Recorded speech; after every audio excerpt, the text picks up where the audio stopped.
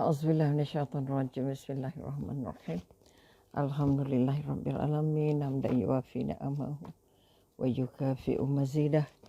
Ya Rabbana lakal hamdu kama yanbaghi li jalali wajhika wa azimi sultanik.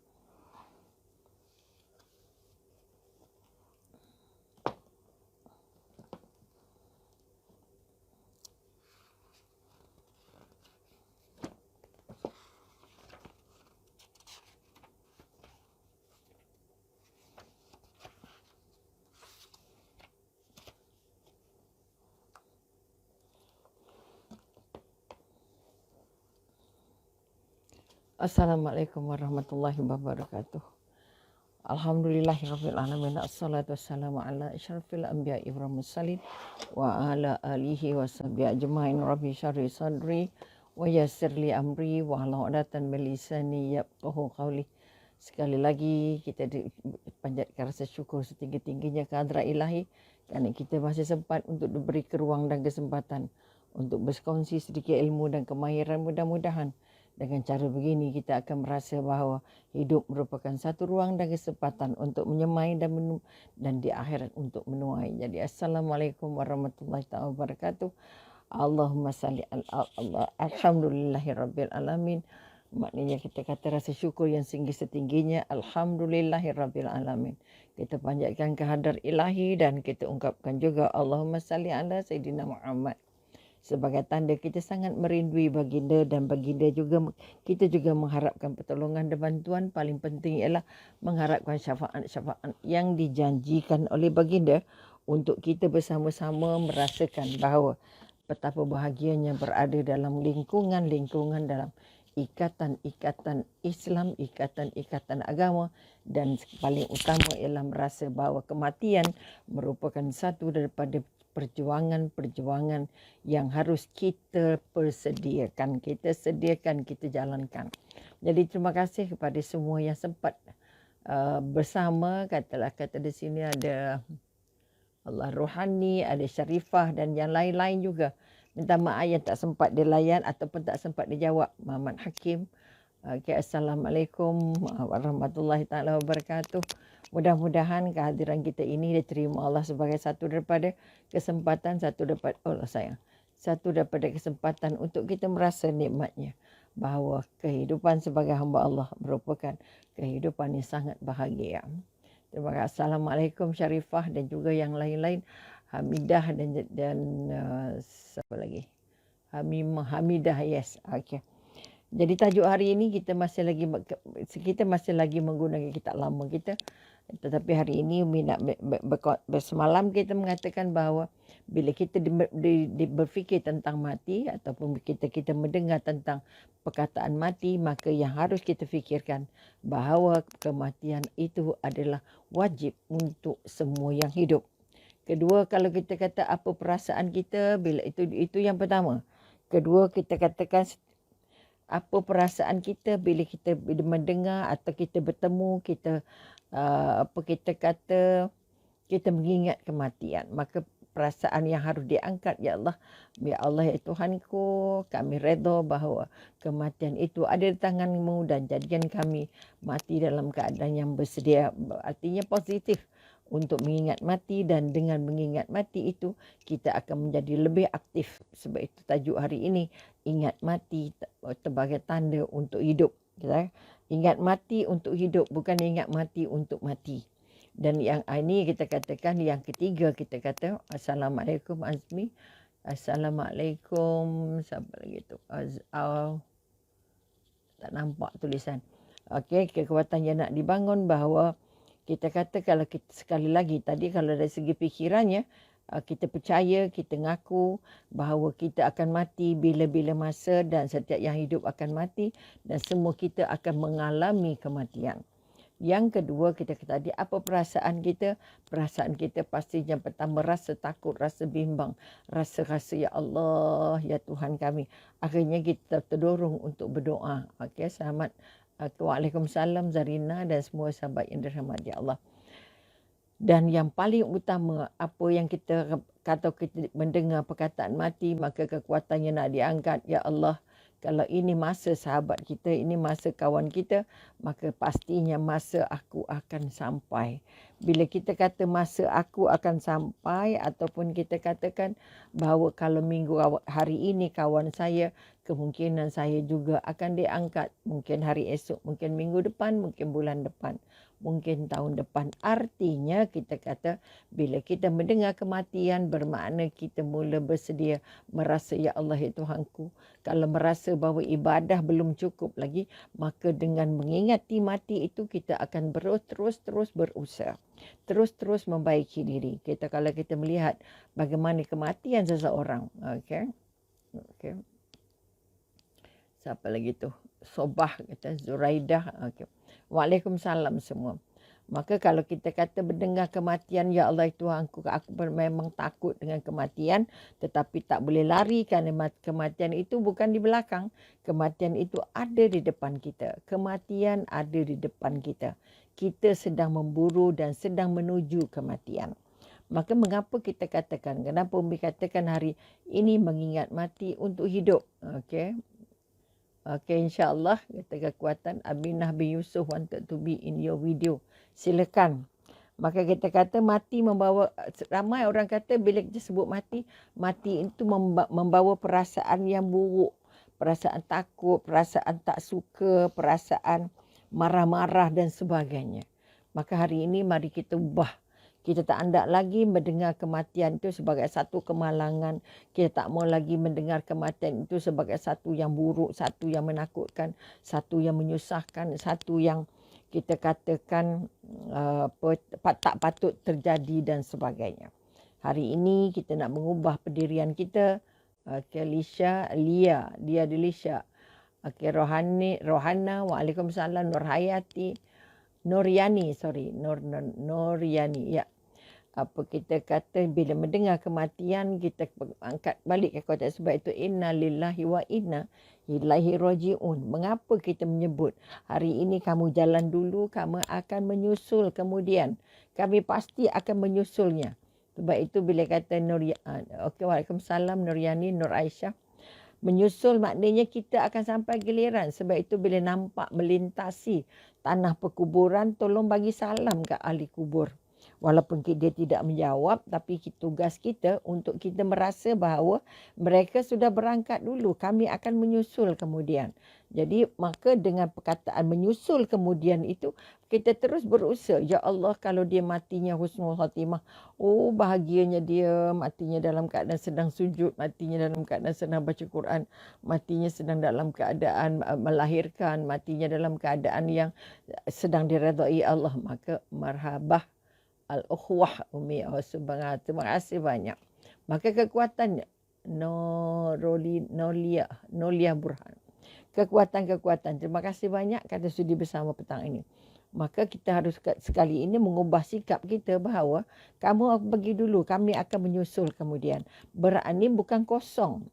Setelah kita bercakap demikian, bila mendengar lagi banyak kematian, kita lebih banyak mengusahakan kebaikan-kebaikan supaya kita mati dalam keadaan membawa banyak pahala. Sebab itu kita katakan siapa ingat mati maka dia akan menggandakan usaha-usahanya. Okey, terutamanya kalau mati itu sama umur dengan kita, lebih muda dari kita, maka kita akan kita harus berpendapat bahawa Waalaikumsalam. Maka kita kata kekuatan yang nak dibangun. Maka kita akan katakan, ya Allah Tuhanku, ini masa dia. Pasti masa aku akan sampai. Maka kalau dia matinya begini, maka ya Allah Tuhanku, aku ingin mati dalam keadaan husnul khatimah. Sebab itu kemarin Mira pesankan setiap kali sujud, tolong bangun 3 soalan atau 3 doa. Pertama, ingin diampun dosa yang lalu dan akan datang. Kedua, ingin didoakan, ingin diizinkan supaya istiqamah dalam ibadah. Dan yang ketiga, mohon mati dalam keadaan husnul khatimah. Kerana kita harus minta dengan Allah nak mati macam mana. Okay, sebagaimana yang dilakukan oleh para sahabat. Waalaikumsalam Umi. Waalaikumsalam Uda. Mudah-mudahan kita katakan dengan berperasaan begitu, kita tidak lagi terdorong untuk melakukan dosa-dosa. Ini kekuatan. Sebab itu kita nak buat baik banyak-banyak. Kita nak melakukan apa yang Allah perintah dan nak tinggalkan apa yang dilarang. Jadi maka kita kata sekali lagi, Kita tidak mahu lagi memegang perasaan bahawa mati itu buruk, mati itu malang, mati itu menyedihkan, mati itu memanglah kita sedih, tapi sementara kali itu kalau kita sedih tak dapat dinafikan. Kita kehilangan, tetapi tidak membuat kita terus berhenti di situ. Kalau sedih maknanya sedih kerana kita mati. Kalau ditakdirkan kita mati masa itu, dosa kita masih banyak mungkin. Kita baru sikit bertaubat mungkin. Kita baru sikit buat baik mungkin. Ini kekuatan.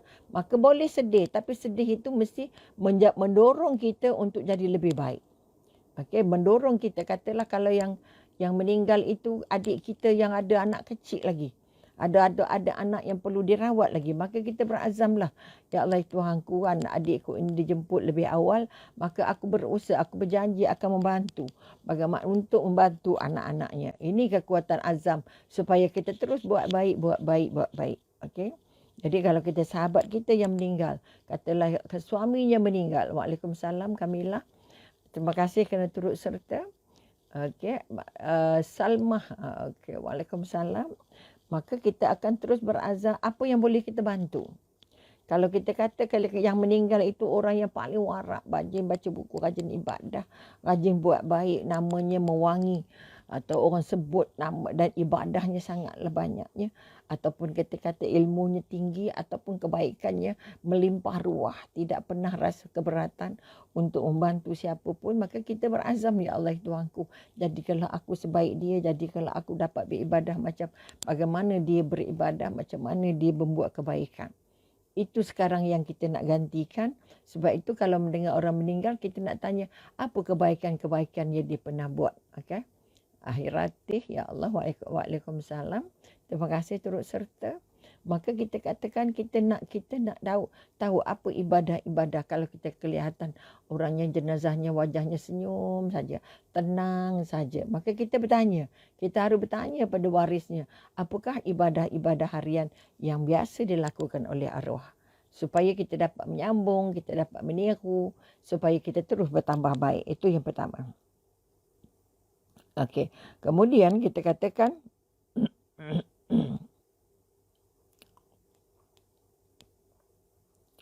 maka kita katakan kekuatan yang kita nak angkat ialah bahawa kematian itu menjadi satu motivasi paling besar untuk kita membaiki diri, untuk kita menambah kebaikan, untuk kita sedar bahawa hidup ni tidak lama, untuk membantu kita supaya tidak terlalu tamak dengan dunia. Minta maaf banyak.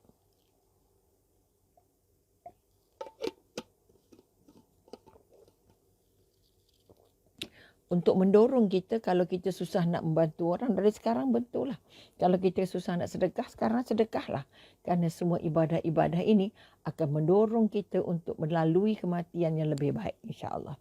Sebab itu sekali lagi Umi ulangkan, ingat mati membantu kita untuk hidup. Maka sekali lagi orang yang ingat mati sebagaimana yang dipesan oleh Rasulullah, siapakah? Okey, terima kasih Kak Mahyum yang bersama juga pada petang ini setelah lama tak berjumpa. Mudah-mudahan didoakan terus sehat walafiat, insya-Allah. Amin ya rabbul alamin. Terima kasih kerana bersama. Okey, waalaikumsalam warahmatullahi wabarakatuh. Okey, kekuatan yang nak dia bangun ialah kita merasa bahawa kita kata ingat mati itu kita jadi sehat. Kita jadi nak rajin ibadah, kita rajin nak zikir. Kita nak tinggalkan semua dosa yang Allah apa kata semua kesalahan-kesalahan.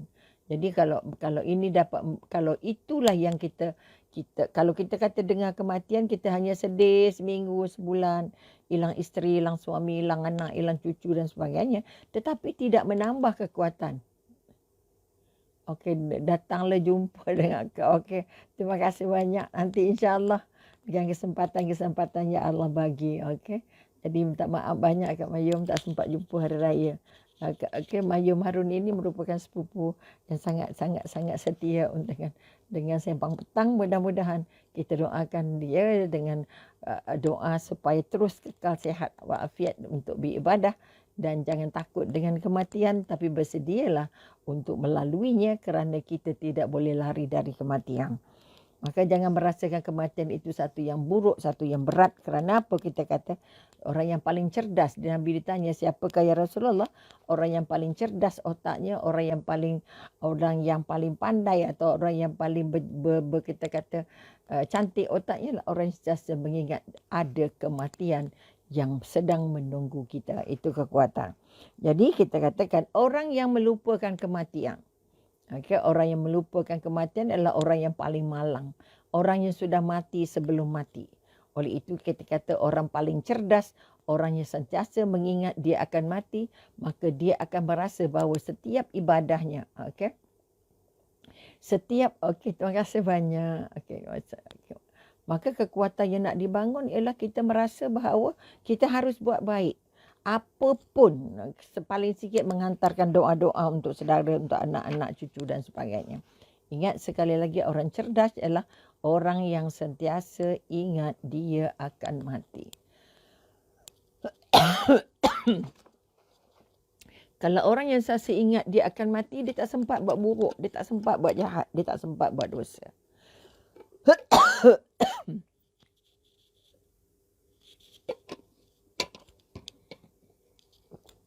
Dia tak hendak lagi buang masa kerana masa yang ada adalah sangat mahal. Dan orang, iaitu sebab itu kita katakan, ulama mengatakan ada 3 jenis manusia. Okey. Ada 3 jenis manusia yang kadang-kala kita katakan yang ada kaitannya dengan mati. Pertama, orang yang tak hendak cakap pasal mati, orang yang tak hendak mengingat mati. Kedua orang yang takut nak mengingat mati. Dan yang ketiga, orang yang berani mati itu. Maka sekali lagi kita nak bangun balik, okey. Sekali lagi jadikanlah bahawa ingat mati itu untuk hidup, bermakna kita memotivasi diri kita untuk terus memberi kebaikan kepada Allah, memberi kebaikan kepada manusia, memberi kebaikan pada diri sendiri dan memberi kebaikan kepada suasana yang ada dalam hidup kita. Jangan kita jadi orang yang menyusahkan, orang yang memalukan, memilukan, orang yang melukakan. Kalau apa yang kita boleh buat sendiri, kita buat. Apa yang boleh kita bagi, kita bagi. Okay, kerana kesempatan untuk memberi bukan hari-hari datang. Itu kata sedekah itu tidak mesti juta-juta. Sedekah itu bagi Fatihah pada siapa-siapa itu sudah sedekah. Mendoakan itu sudah sedekah. Okay? Sebab itu kita nak bangun balik kekuatan. Dan sedekah terbaik adalah sedekah pada keluarga. Sedekah pada ahli yang paling dekat dengan kita. Maka jangan berhenti bersedekah. Kerana bersedekah itu menjadikan kita mengejar satu lagi pintu rahmat yang namanya pintu sedekah. Okay, jadi maka sekali lagi,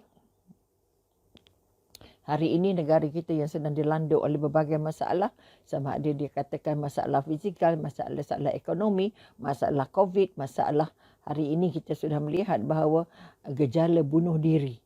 Gejala bunuh diri sudah menjadi satu gejala paling besar. Menjadi gejala paling besar disebabkan oleh sakit mental. Ataupun sakit apa yang kita katakan sakit mental lah. Maknanya kita kata kalau WHO kata apa 2030 ke 2300 ke 2030 nanti kita katakan sakit mental ataupun gangguan-gangguan emosi ini atau sudah menjadi satu daripada gejala terbesar yang sedang melanda manusia. Di Malaysia saja sudah puluh-puluh ribu orang yang terutamanya kita kata kalau mengikut laporan Bomba katanya ada 340 panggilan setiap hari yang membantu memohon atau kita kata menyatakan ada orang berusaha bunuh diri. Ada yang dapat diselamatkan, ada yang tak dapat diselamatkan. Kalau mengikut data terkini, 30 atau 30 lebih kejadian nak bunuh diri dapat diselamatkan dengan bantuan bomba dan tapi ada juga 7-8 orang yang tak dapat diselamatkan. Jadi sekali lagi, bunuh diri bukan satu pilihan. Sebab itu kita kata orang yang berani mati begini, matinya adalah mati sia-sia sebab nyawa itu adalah miliknya Allah, hadiah dari Allah pada kita, tidak boleh diambil sembarangan. Okay? Tidak boleh dibuat sembarangan. Maka kita kata Maka sekali lagi kita katakan ingat mati mendorong kita untuk terus ke depan, untuk merasa dekat dengan Allah, untuk merasa terus melayan permohonan, permintaan ataupun arahan dari Allah supaya kita tidak cuai lagi, kita tidak buang masa lagi, kita tidak buat maksiat lagi, kita tak ada mengumpat lagi dan kita tidak merasa bahawa hidup ini satu yang menyulitkan. Sebab itu kita rasa susah kerana hubungan kita dengan Allah sangat sulit. Sebab itu berhubunglah dengan Allah, dekatlah dengan Allah, carilah Allah, bersandarlah dengan Allah. Pasti kamu akan merasa tenang. Okay, tenang bukan makan ubat penenang. Tenang bermakna hati kita tenteram kerana kita merasa ada Allah yang tengok kita, ada Allah yang bantu kita, ada Allah yang jaga kita, ada Allah yang sayang kita, ada Allah yang menentukan kehidupan kita. Kita tak ada apa-apa kecuali Allah. Okay? Maka ingat mati sebenarnya akan menghidupkan jiwa kita. Ingat mati bermakna menghidupkan jiwa kita, okay, untuk maju, untuk bersatu, untuk lebih giat berusaha, beribadah untuk kehidupan dunia dan kehidupan akhirat. Okay. Sebab itu kita katakan hebatnya pejuang generasi. Kalau kita melihat para sahabat disebut saja berjuang, disebut saja berperang, masing-masing kita kata berlumba-lumba untuk mengikuti ataupun untuk berjumpa, untuk menghadiri peperangan-peperangan yang diperintah oleh Rasulullah, kerana mereka sedang memburu apa yang dikatakan mati syahid, yang sedang memburu apa yang katanya syurga-syurga Firdaus. Sebab itu mereka tidak takut mati. Kenapa tidak takut mati? Kerana mereka mati itu adalah di tangan Allah. Mati yang paling baik adalah mati dalam keadaan kita sedang berjihad. Maka jihad yang tidak berperang ini, jihad untuk kita merasa bahawa kita berusaha untuk meninggalkan semua dosa. Sebab itu kita kata, kalau kita benar-benar merasa bahawa kematian itu menjadi motivasi pada kita, maka kita ibaratkan bahawa contohnya lah kita kata, okey. Assalamualaikum Cik, mudah-mudahan terima kasih kerana turut serta. Contohnya begini, mengapa kita katakan ingat mati itu mendorong kita untuk lebih aktif, untuk lebih rajin, untuk lebih istiqamah, untuk lebih bermotivasi, untuk lebih jaga ibadah. Okay? Kalau kita ambil contoh, kalau kita bercadang, kalau kita dah tahu, katalah contoh nak pergi Mekah lah. Contoh nak buat haji ke, nak buat umrah ke. Okay. Kita bercadang untuk nak buat umrah. Okay, saya berazam, kita dah tahu. Ataupun kita kata kita nak keluar negara. Okay. Kita nak kata nak pergi keluar negara, maknanya kita kata kita pasti buat persiapan. Kita pasti buat persiapan. Okay. Pertama, persiapan mungkin peringkat asasnya, persiapannya dalam bentuk duit cukup ke tidak, tambangnya, pasportnya dah buat ke belum, okay. Pakaiannya, bagnya, banyak benda yang kita perlu ingat. Kita persiapkan. Katalah kalau pergi umrah tu 2 minggu saja, tapi nak mengumpul barang-barang yang nak dibawa tu mahu sebulan kita, ataupun 3 minggu ataupun 2 minggu. Sebab banyak benda yang kita ingat nak bawa itu, nak bawa ini. Selain daripada pasport, selain daripada visa, pakaian, duit dan berbagai-bagai lagi. Okay? Jadi kita akan membuatkan persiapan yang paling rapi dan ingin menjadikan persiapan itu adalah persiapan yang paling besar. Okay? Sebab itu kita kata kita harus terus bersedia untuk memastikan bahawa kita mampu hidup di negeri orang. Kita kata kita nak mengembara, kita nak melancong, kita nak pergi luar negara. Pastinya kita tanya macam mana cuaca masa ini. Okay, pengalaman Umi bulan Februari kemarin, cuaca masih lagi sejuk. Walaupun tidak sesejuk, maknanya masih lagi sejuk. Sejuk maknanya apa? Kita masih lagi pakai baju sejuk. Kita masih lagi, cuaca masih berkabus. Udara anginnya sangat dingin. Maka kita pun bersedia, okey, kalau ini musim sejuk, maka kita kena bawa baju sejuk. Kalau musim sejuk, maknanya kita kena betul-betul bersedia dengan baju-baju yang agak tebal dan sebagainya. Maknanya kita ambil kira macam mana cuacanya, macam mana makannya dan sebagainya. Jadi kita katakan kita bersedia dengan Kalau kita kata keluar negara, kita sudah ada duit. Tapi kita pula juga harus bersedia. Okey, nak pakai duit apa? Pertama, kita nak pegang cuacanya. Cuaca di Mekah, Madinah masa ni bila? Katalah kita kata kalau biasanya bulan 11, 12, 1, 2, 3 itu adalah musim-musim sejuk di Mekah ataupun di Madinah. Musim-musim dingin. Walaupun kita tak nampak ada saljinya, tetapi cuacanya sangat-sangat sejuk, masuk ke dalam tulang. Okay, mi pernah dalam bulan 11 dan pernah juga dalam bulan 12. Maknanya semua musim itu musim sejuk. Musim yang kita senang dapat batuk, senang dapat selesema dan sebagainya. Tapi sekali lagi mi kongsikan bahawa kekuatan nazlan, waalaikumsalam, nazlin. Okay, waalaikumsalam kerana turut serta. Kemudian kita kata kita nak tahu pula apa jenis duit mata wang yang dia gunakan. Kalau kita kata perjalanan itu, kita malu nak tukar duit pula. Ataupun kita kata, kita pula menjaga supaya tak terbawa benda-benda yang terlarang dan sebagainya. Okay. Kemudian kita kata, kita bukan hanya berpeluk tubuh untuk berangkat. Okay. Sebab menjelang keberangkatan saja kita sudah bersiap bermacam-macam benda. Kita sudah menyediakan segala kemudahan. Okay. Kemudian kita katakan kita sudah jadi pastinya kita sudah menjadi sangat sibuk, sangat aktif. Kalaulah katakan tadi kalau kita nak pergi umrah, maknanya kita nak tukar duit rial dulu. Kita nak kemudian kita belajar pula. Kalau tak tahu bahasanya, kita mungkin belajar bahasa sikit, ataupun kalau kita paling sikit kita nak belajar ilmunya, kita nak ingat balik apa khusus-khusus yang dibekalkan oleh kita kata mutawif. Maka supaya kita nak lisan. Okey, terima kasih. Ini maknanya kekuatan. Waalaikumsalam warahmatullahi taala wabarakatuh. Kekuatan supaya kita merasa kita akan senang di sana. Kita akan mudah di sana. Supaya kita tidak akan merasa ada sebarang kekurangan. Maka sekali lagi, kalau kita kata bagaimana perpindahan kita ke alam barzah? Bagaimana persiapan kita kalau yang kita mengembara tu bukan ke Mekah, bukan Madinah, tapi mengembara. Okey, tidak, no problem. Okey, maknanya kita kata kalau keberangkatan kita itu bukan ke Mekah, bukan ke Madinah, tetapi berangkat ke alam barzah. Satu perjalanan yang tidak akan jalan pulang lagi. Tak balik dah. Apa persiapan kita? Persiapan kalau tadi kata kita siap dulu visanya, kita siap pasportnya, kita siap duitnya, kita siap pakaiannya, kita siapkan apa kemudahan-kemudahan lain. Okey. Begitu jugalah kalau kita kata kita ingat mati.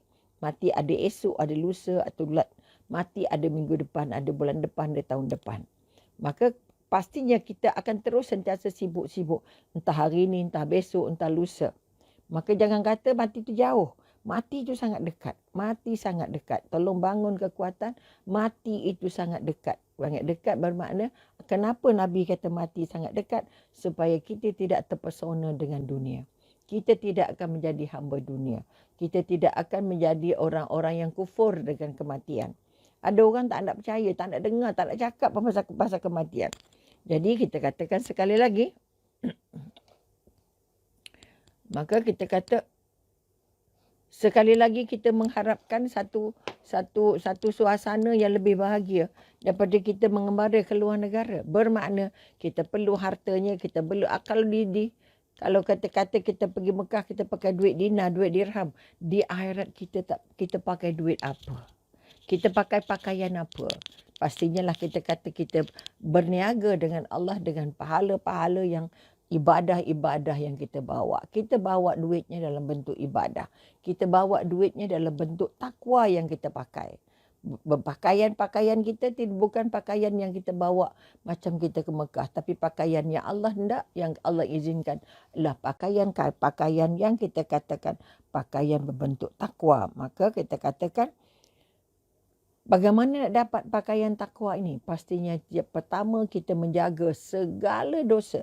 Cuba elak, kita akan berusaha sebaik mungkin untuk mengelak daripada berlakunya dosa-dosa. Elak dosa. Sebab itu kita kata dipesan oleh Allah, okey, perlu ada bekal. Bekalnya apa? Bukan duit rial lagi. Bekalnya pakaiannya apa? Bekal makannya apa? Bekal pasportnya apa? Jadi tidak lain dan tidak bukan pasportnya adalah ibadah. Pasportnya adalah segala kebaikan-kebaikan yang kita sudah lakukan. Oleh itu sekali lagi jangan kata buat kebaikan, tolong orang ke, tolong orang sakit ke, orang sihat ke, orang miskin ke, anak yatim ke, ibu tunggal ke apa ke. Bukan kerana kita nak jadi orang baik dah, kita nak jadikan dia bekal. Ya Allah Tuanku, jadikan apa yang aku buat hari ini sebagai bekal, sebagai pahala untuk aku layak masuk ke syurga-Mu, Ya Allah. Untuk aku mudah dalam perjalanan menuju alam barzah, Ya Allah. Mana dalam keadaan begitu, kalau kita ingat mati, pasti kita sangat sibuk untuk menyediakan bekal-bekal yang kita tak boleh buat sendiri. Ataupun kita tak boleh minta orang lain buatkan. Pasti kita buat sendiri. Baru kita jumpa namanya, apa yang kita kata, kita tidak lagi akan melakukan kezaliman, kita tidak akan lagi melakukan kecurangan, kita tidak akan lagi melakukan penipuan. Kerana kita akan berjumpa dengan raja kita, raja yang sengaja. Waalaikumsalam Siti. Okay. Raja yang hanya menilai kita berdasarkan ibadah-ibadah. Okay. Maka oleh sebab itu kita kata persediaan paling penting bagaimana berlaku jujur dengan Allah. Bagaimana berlaku jujur dengan diri sendiri. Macam mana berlaku jujur dengan manusia. Kebanyakan kita sudah merasa tidak ada apa-apa kalau berbohong. Tidak ada apa-apa kalau tipu. Tidak ada apa-apa ambil orang punya. Apa sebab? Kerana kerasa dekat itu. Bu Yana. Okey, terima kasih. Waalaikumsalam. Okey. Maka kalau kita kata, mengapa ini sangat penting? Kerana menyadari ataupun kita kata memahami bahawa Allah pasti akan perjalankan kita. Kalau kita keluar negara, kita boleh pilih tarikh bila nak pergi dan bila nak balik. Tetapi perjalanan ke alam barzah, kita tak tahu bila perginya dan pasti kita juga tahu tidak akan balik-balik lagi. Maka dengan sebab itu kita katakan persiapan-persiapannya mesti dari sekarang. Kerana persiapannya harus banyak sebab kita tak balik dah. Itulah perjalanan terakhir kita. Maka perjalanan terakhir yang bawa balik tangan kosong, maka kita akan dihempuk Allah. Kamulah paling zalim dengan diri sendiri. Jangan zalim dengan diri. Kalau kita nak buat baik, bukan nak buat baik kerana orang, nak buat baik kerana kita tak nak zalim dengan diri sendiri. Ramai orang zalim dengan diri sendiri. Zalim dari segi amal, zalim daripada pakaian, zalim dari segi kebaikan. Kadang-kadang kalau jadi mak tu, kita hendak anak pakai baju baru, kita pakai baju buruk pun tak apa. Itu zalim dengan diri sendiri. Kita orang lain makan sedap. Kalau tamu datang tu mati-matian masak, kadang kita tak sempat makan. Itu pun zalim dengan diri sendiri. Ini kekuatan-kekuatan. Maka kita kata kalau tidak beribadah saja, tak buat baik saja, maka itu makna kita manusia paling zalim. Ingat, zalim itu merupakan satu daripada sebab mengapa kita dicampakkan ke neraka. Orang yang zalim, pemerintah yang zalim, kita yang zalim dengan diri, kita yang zalim dengan anak-anak.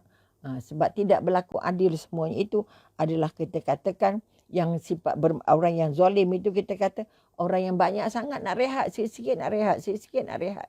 Sikit-sikit nak tidur, sikit-sikit nak senang. Semua nak senang, okey.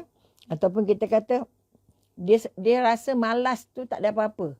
Kenapa tak pergi? Malaslah. Kenapa tak buat? Malaslah. Ngantuklah. Oh, itu zalim tu. Zalim dengan diri sendiri, okey. Kita menangguh-nangguh. Ataupun kita jumpa jemu. Okey, jemu, alah dah penat ngaji dah, letih dah ni, jemu dah ni. Jangan. Sebab itu kita jumpa jemu, kita jumpa lesu, okey. Maka akhirnya kalau itu yang terjadi, kita tak ingat mati dan kita rasa malas, kita rasa tak gembira untuk buat ibadah, kita rasa penat buat ibadah, maka kitalah nanti jadi orang yang paling fakir. Kita jadi orang yang paling miskin di mata Allah. Kitalah orang yang paling tidak dilihat Allah. Okay? Kitalah jadi orang yang paling bisu. Maka kalau belajar bercakap, sebab itu semalam kemarin media sebut bahawa satu daripada ciri-ciri orang penghuni neraka, kalau dia bercakap, cakapnya kotor. Kalau dia bercakap, cakapnya buruk. Kalau dia bercakap tidak ada pahalanya. Dia bercakap benda-benda yang tidak sepatutnya dicakapkan. Maka jaga lidah kita itu sebahagian daripada usaha untuk kita merasa bahawa kita ada saham. Ada saham akhirat kita, iaitu selamat lidah kita daripada menyakiti orang dan daripada menghina diri sendiri. Kemudian satu lagi tanda, mengulang saja. Tanda orang yang sudah layak masuk ke neraka ialah orang yang kasar.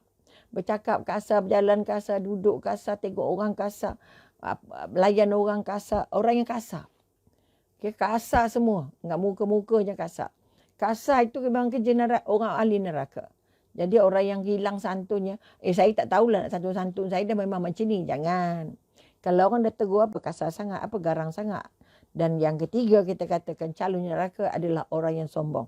Sombong dengan diri, sombong dengan kecantikan, sombong dengan rumah, sombong dengan anak banyak, sombong dengan harta, sombong dengan perhiasan yang banyak dan sebagainya. Sombong dengan orang lain, sombong dengan orang miskin, sombong dengan orang yang tak berada. Maka sekali lagi, 3 ciri ini sudah menjadikan kita paling papa kedana, paling rugi, paling dibenci Allah kalau kita sampai dalam pengembara kita ke akhirat nanti, insya-Allah. Maka kita kata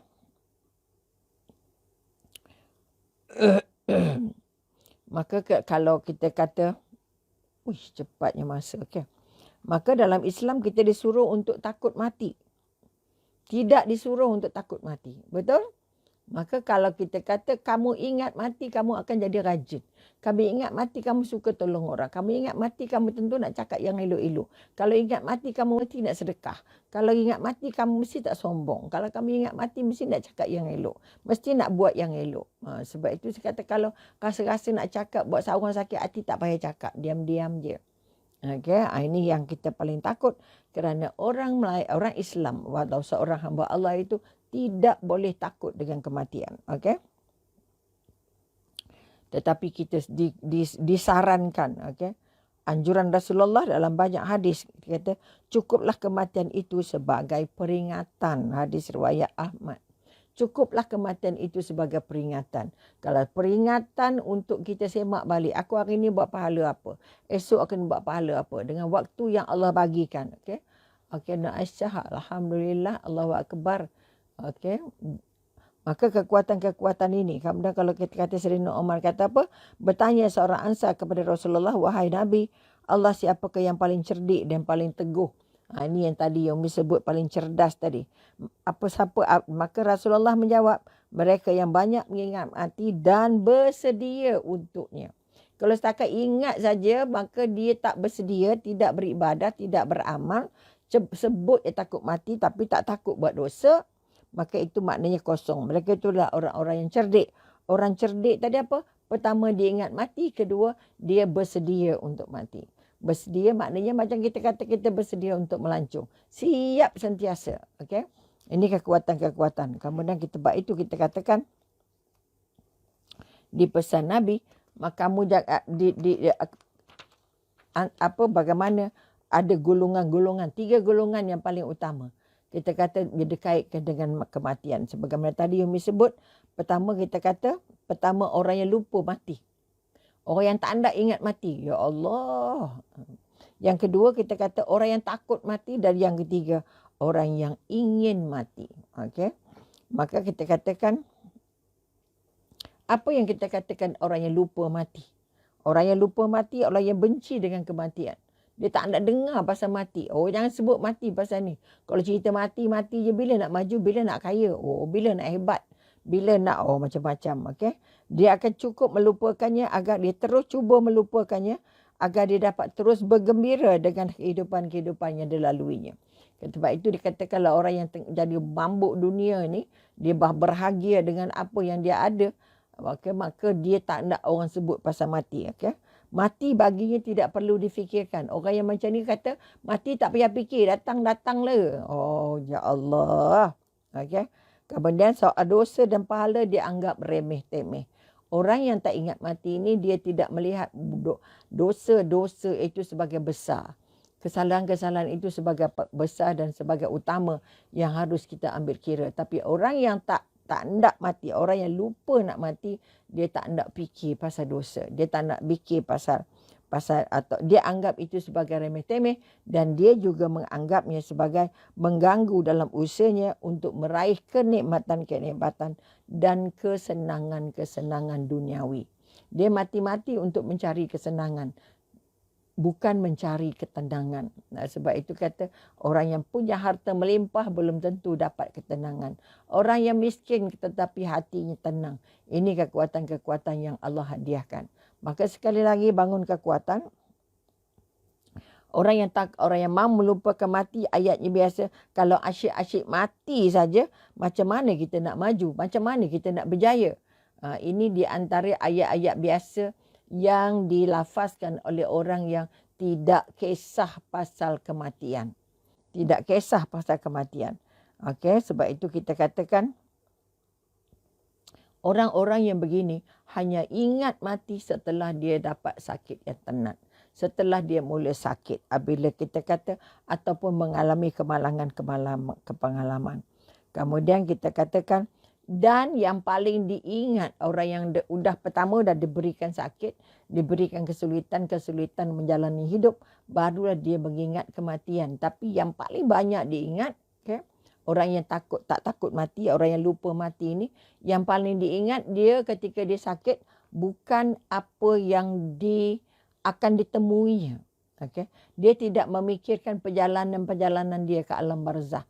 Tapi yang dia fikirkan ialah macam mana harta dia, macam mana anak dia, macam mana kita katakan bagaimana nasib keluarganya dan yang kita kata siapa nak urus hartanya, siapa yang akan jaga anak isterinya dan siapa nak akan jaga peneruskan perniagaannya, siapa yang meneruskan yang akan mengurus saham-sahamnya.